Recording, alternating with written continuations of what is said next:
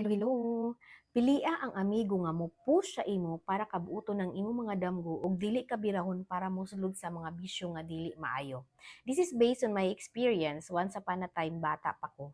Kadtong nagpamasugo ko, gusto kong paeskwelahon sa akong amo. Pero kabalo ka kung unsay giingon sa isa sa akong mga amigo.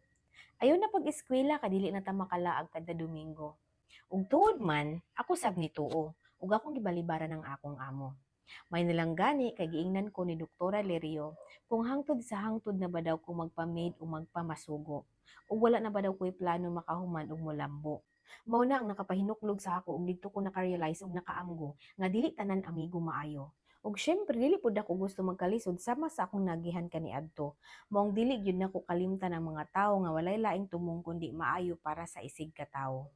Maong sa pamilya ni Doktora Lerio daghang salamat kaayo. Sila ang gihimo nga instrumento sa Ginoo. Dili ko maing-ani karon isa ka maestra kung dili tungod ninyo. Maong kamo mga bata, piliag yun ninyo ang inyong maamigo kanang naay maayong plano. Kaysa tinuod lang yun no, walay lain mo tabang nimo pag-abot sa panahon na nagkalisod na kakayo.